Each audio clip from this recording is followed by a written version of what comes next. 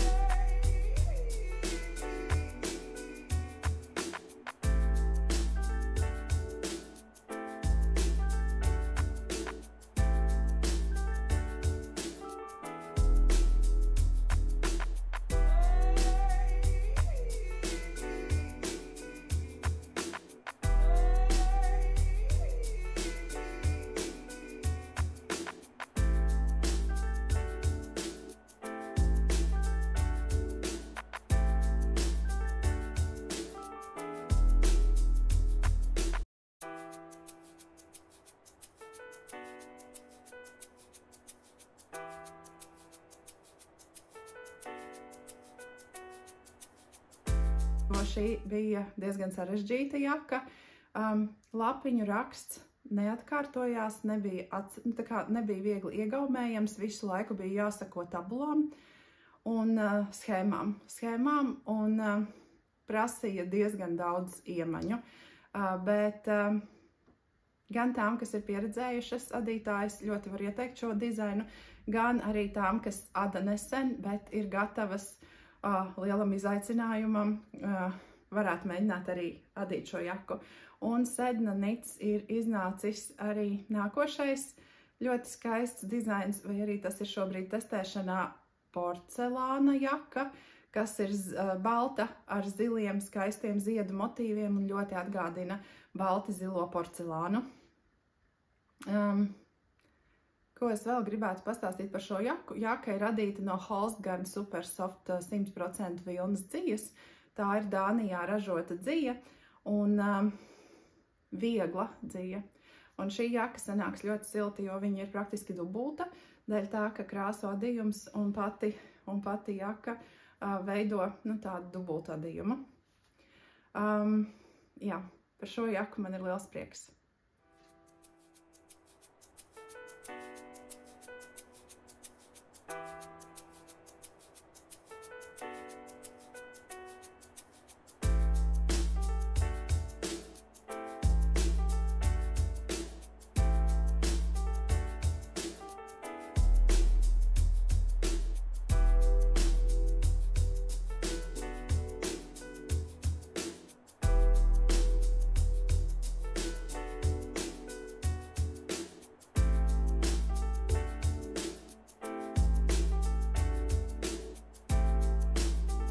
Nākošais adījums, par ko man ir ļoti liels prieks, ka es esmu pabeigusi, ir Jochi Locatelli La Prairie jaka, un ar šo jaku es piedalos Jochi Locatelli kopadīšanas izaicinājumā. Septembrī tēma bija pabeidz iesāktu Jochi Locatelli dizainu, un šo jaku sanāk, ka es adīju apmēram gadu, bet īstenībā jau neadīju gadu, šī jaka ļoti ilgu laiku stāvēja uz pauzes, jo man kaut kā zuda tamboradatas, ar kurām es adīju bumbulīšus. Un šī jaka ir pabeigta. Tā ir La Prairie jaka pēc Jochi Locatelli apraksta, un šai jakai man ļoti patīk dzija, kas ir Kristīnas Maruma Jārns krāsotā.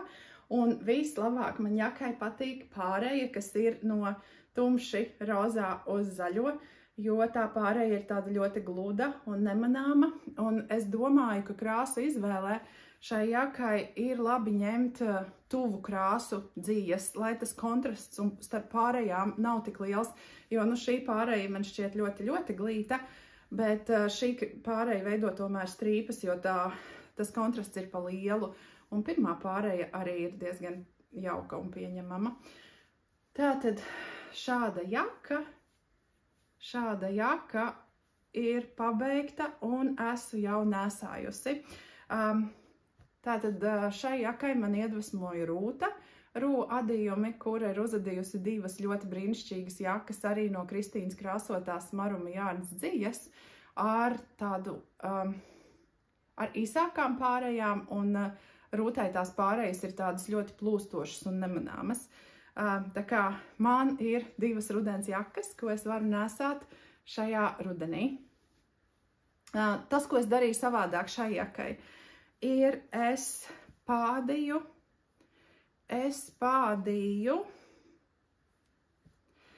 stipri garāku šo te otrās krāsas joslu priekšpusītē, lai nokompensētu to, ka jaka, tā kā mazliet tā uzņemšanas vīle atvirzās uz aizmuguru mugurā, un lai priekša nav īsāka. Tas man likās svarīgi.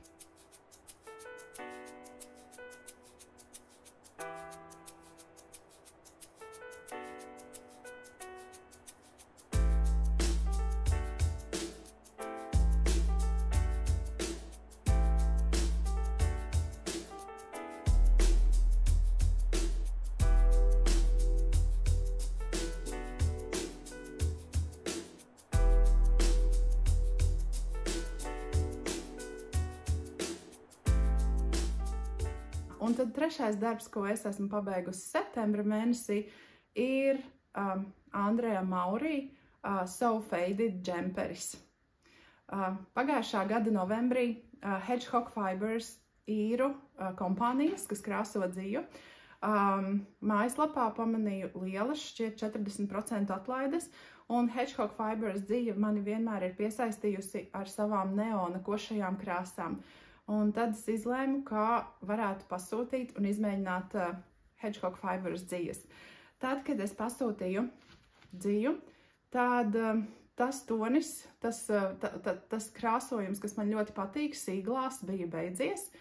Un es nevarēju izvēlēties starp atlikušajiem, un tad tur bija arī tāda iespēja izvēlēties tā kā viņu izvēlētu pārsteiguma komplektu no 3 šķeterēm, un manā komplektā bija 2 merino singles šķeteres, kuras es arī izadīju šajā džemperī, un 1 zeķu dzijas šķetere, kura gaida vēl pārtapšanu. Man šķiet, ka džemperī kopā ar 2 pelēkām maruma jārnas šķeterēm.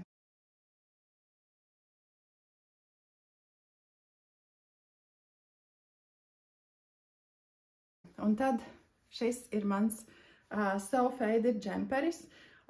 Tās košās viducī ir Hedgehog Fibers dzijas, un augšā brūnganā rokām krāsotā ir maruma jārnas singles, un pašā apakšā tā rozīgā arī un piedurkņu galos ir maruma jārnas krāsotā So Faded, nevis So Faded, bet krāsotā merino singles dzija.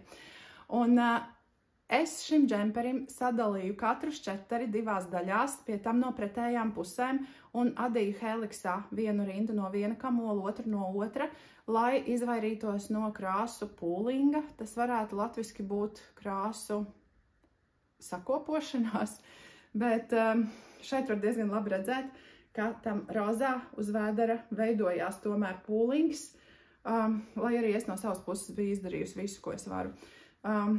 Neraugoties uz to, esmu jau vilkusi šo džemperi un vilkšu arī tālāk. Man šķiet, ka šis ir ļoti jauks tumšajam rudenim, tāds dzīvespriecīgāks un dzīvi iekrāsojošs džemperis. Šo džemperi es iesāku adīt Austrijā. Šogad mēs ar ģimeni bijām Slovenijā un atpakaļceļā Austrijā saplīsa mūsu auto, un mēs palikām Austrijā. Tātad Austrijā saplīsa mūsu auto, un mēs 3 neplānotas dienas palikām Austrijā ļoti mazā ciematiņā, un tad šīs 3 dienas es sāku adīt šo džemperi un adīju visu arī atpakaļceļu uz Latviju, kad mēs ar evakuatoru ar mūsu saplīsušo mašīnu devāmies mājās.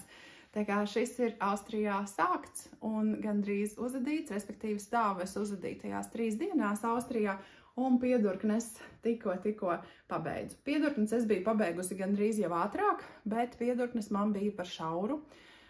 Viņas derēja, bet viņas nebija ērtas, un tad es izlēmu līdz pat tai rievotajai daļai, līdz šajienai, noārdīt nost piedurknes un pāradīt mazliet platākas. Iedvesma adīt šo džemperi man nāk no Ivonas, jo Ivonai advents kalendārs maruma jārnas ir izadīts šādā džemperī, un Ance no arī maruma jārnas dzijas uzadīja ļoti skaistu zilu So Faded džemperi, un tad es nolēmu, ka man arī vajag Andreja Maurī So Faded džemperi.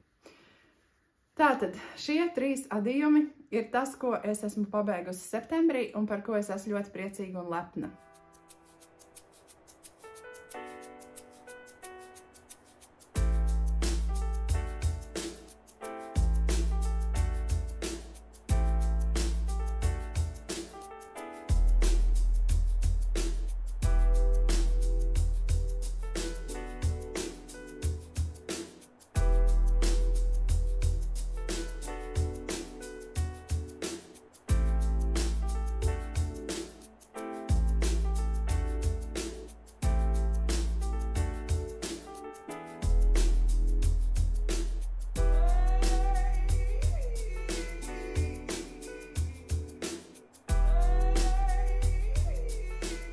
Man ir palikuši 2 iesākti darbi.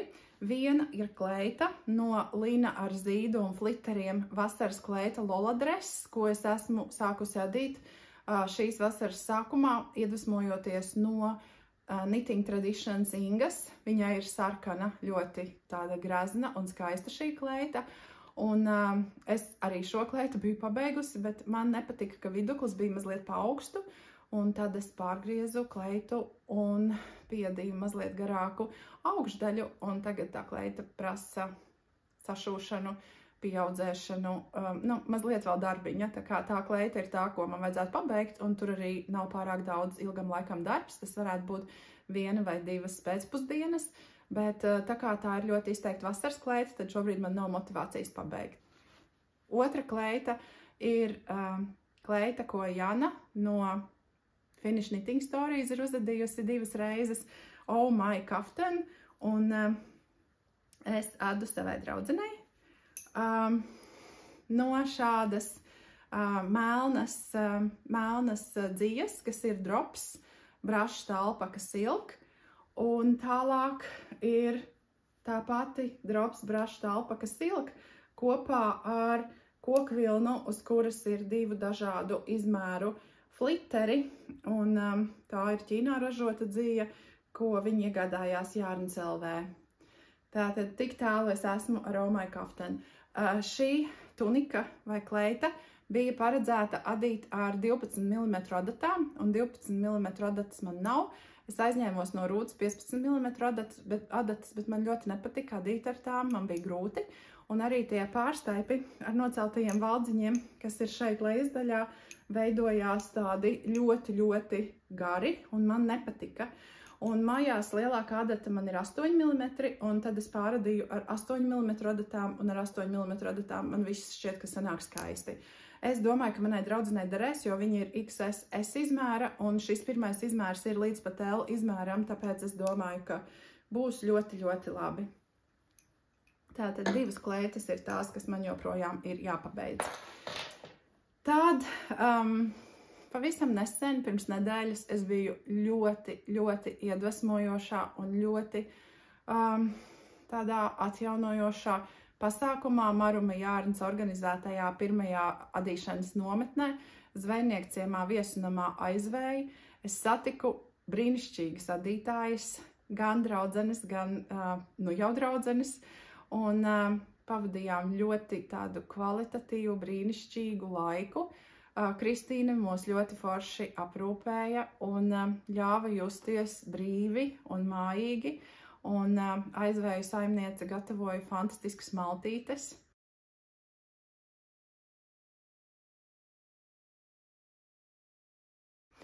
Un tajā nometnē es iesāku adīt Musselburgh hat vai beanie, ko es arī adu iedvesmojoties no Janas, jo Jana no Finish Knitting Stories ir adījusi vairākas un vienmēr atsaucās uz šo aprakstu kā uz lielisku. Un tad man arī uztapa Musselburgh hat šādā krāsā zilā. Šis ir 100% kašmirs, ko es iegādājos Elisenda veikalos no atlikumiņiem, un tās cepures pašizmaksa dzijā ir zem 4 eiro, un viņa sanāca forša. Man visu laiku ir bail adīt cepures, jo es baidos netrāpīt ar diametru, ka cepure būs vai nu pa ciešu, vai nu cepure būs pārāk vaļīga. Un šī cepure adās no augšas, un adīšanas procesā var izmērīt blīvumu un pielāgot izmēru, un tad man likās, ka tā ir lielāka iespēja trāpīt labā derēšanā. Man cepure der, bet es biju domājis, ka viņi derēs kādam no maniem bērniem lielajiem vai vīram, bet, sanāca man, un man šķiet, ka man viņi dara labi. Tas ir ar atloku versija un bez atloka, bet nav tā, ka es esmu baigi trāpījusi kādam citam ģimenes loceklim, un iespējams, ka tā būs mana rudens cepure. Tātad, tā viņa izstāsta bez atloka, un tad var atlocīt, un tad tā daļa, kas ir ap ausīm, ir 4-kārtīga, un tā cepure adās, tātad tā sanāk šāda. Sāk adīt ar pieaudzējumiem no augšpusītes, pieaudzējumi, taisnā daļa un noraukumi, tāda gara tā kā truba. Un šeit ir nākošajai cepurei pats sākumiņš. Tālīt sakārtošu, lai apmēram var saprast. Tā, reku man ir aptinies diegs. Tātad šāds sākumiņš ar pieaudzējumiem, un tāda būs taisnā daļa, un tad būs tādi paši noraukumi. Un šis ir Renātas dziedātājs, Singing Knits, taisītais marķieris. Renāta ir sākus taisīt arī marķierīšus, ko es iegādājos nometnē.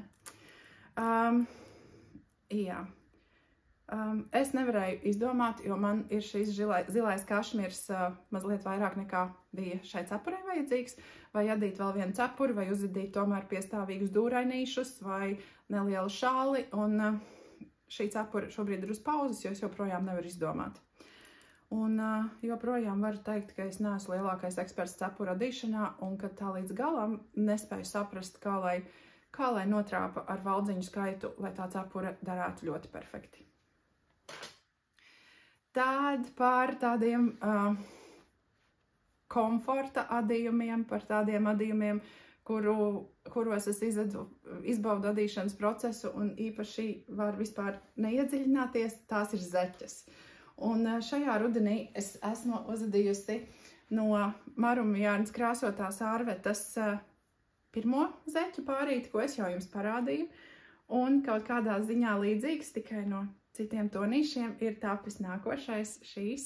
Un šīs abas zeķes adīt bija ļoti liels prieks, jo tā ārvetas rokām krāsotā dzija ir tā kā glezniņa, un ir ļoti interesanti skatīties, kā tie valdziņi kārtosies un kāda krāsiņa būs nākamā. Šie divi pāri man iet Ziemassvētku kastei, lai Ziemassvētkos būtu zeķes sādītas, divi pārīši jau man ir. Pilnīgi parastas zeķes ar franču papēdi un ar noraukumu, kur beigās sašoja ar Kitchener Stitch. Tad vakar es iesāku adīt dzimšanas dienas zeķes un dāvanai, un vakar es uzadīju vienu zeķi, tā ir šī, un šodien vajadzētu uzadīt otru zeķi, lai varētu izmazgāt un sūtīt prom. Šīs ir zeķes, ar kurām es arī piedalos Hohi Locatelli rudens kopadīšanā. Šīs saucās Dreaming of Paris zeķes, uz kurām es skatos ļoti ilgu laiku, un Lienīte no Pilns valdziņš pavisam tikko ir uzadījusi šādas zeķes, un tas man atkal deva tādu pamudinājumu pieķerties un uzadīt šīs zeķes arī man. Man viņas ļoti patīk, adītas no ārvetas dzijas, un jā, šodien vajadzētu uzadīt otru. Tas, ko es darīju savādāk nekā aprakstā, ir, es nemainīju dziju katrā rindā, tā kā strīpojot, bet es adīju heliksā, tas ir pa spirāli, lai man nebūtu tāds rindiņas sākuma trepas efekts nekur. Tātad šis ir mans lielākais jaunums. Un tad tāda radošā lieta, ko es vēl esmu sākusi, nevis sākusi darīt, bet ko es padarīju mazliet, ir šūšana. Es tiku pie šāda ļoti skaista auduma un uzšuvu divas projektu somiņas, diezgan lielas, ar līmaudumiņu iekšā, lai tā somiņa ir tāda stingrāka, un ar skaistu, piestāvīgu zilu odarīti. Un, jā, man ir šādas divas projektu somiņas. Viena ir liela, un otra ir mazāka. Tā kā tas ir tāds mans prieks un lepnums, ko es esmu vēl radījusi pēdējā laikā. Ko vēl es varētu pastāstīt? Tas laikam šajā reizē ir viss. Ļoti iesaku, ja tev sanāk aizbraukt uz Kristīnas Maruma Jārnas adīšanas nometni. Nākošā plānojās janvārī. Facebookā piesakojot Maruma Jārnas var pieteikties šai nometnei. Es zinu, ka es esmu diezgan daudz šodien pieminējis Maruma Jārnas dzīves, bet tas ir kaut kādā ziņā es visu laiku esmu zinājusi, ka viņi krāso dzīves, bet tā kā šajā rudenī es pa īstam izbaudu to prieku, ko sniedz tās krāsas, un vienkārši gribās adīt Kristīnas dzīves. Lai skaists oktobris, es saprotu, ka šīs ir tādas pēdējās siltās dienas, un tad sāksies jau vēsāks laiks, un lai oktobris sanāk pavadīt tā mierīgi, skaisti un atrast arī prieku. Atā!